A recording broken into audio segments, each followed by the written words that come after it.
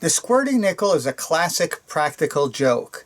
That prank was created and marketed by S.S. Adams.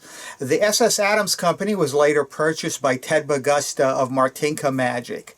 And one day at his retail store, Martinka Magic in New Jersey, he decided to try a practical joke on some of the magicians that attended on a regular basis.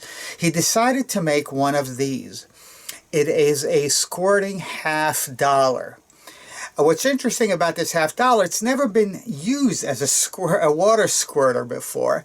And his idea was when magicians would come by, he would say, hey, take a look at this new folding $50. You can barely see the seam. And as soon as they look closely, it would squirt water in their face. That was a joke. He did it a few times. Everybody loved it. He added it to his website.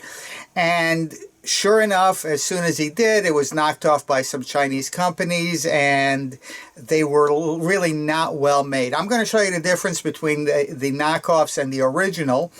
What Ted did is he hollowed out part of the $50 and added this cavity that shoots the water. He put a hole in there, and this allowed him to shoot water as far as about 8 feet. Now, usually you could get 1 or 2 or 3 squirts that are 2 or 3 feet away.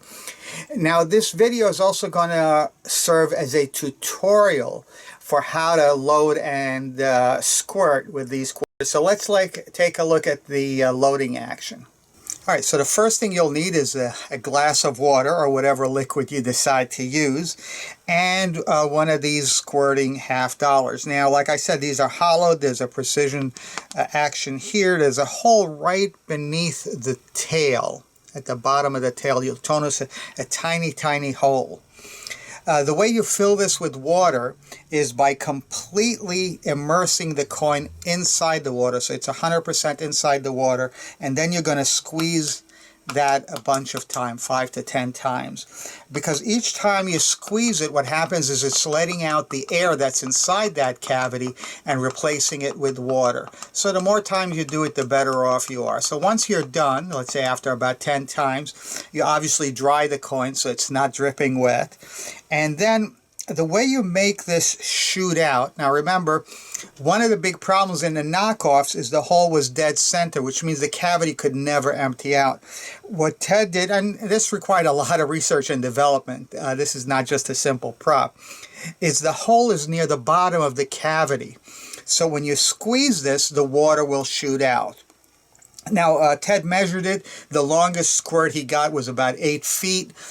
You could probably get 3 short squirts or 1 really long squirt, depending on how you decide to do it.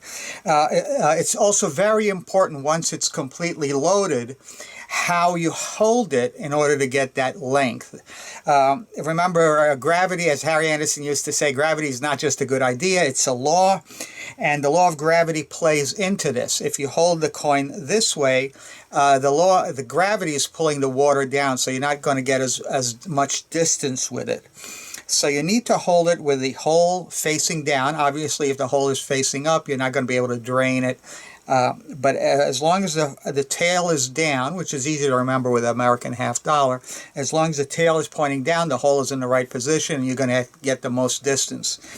Now, once again, you can't hold it down. The law is against you. Gravity is against you. You need to hold it either perpendicular to the floor or at a slight angle. And then you just squeeze this cavity on the back, and you'll get the water squirting out. Well, that's all you really need to know on how to load it and how to squirt it. So get one before they run out. We have a very, very few available. They're never going to be made again, and I doubt if anybody is going to go to this much trouble to make one. So enjoy yourself and squirt it out.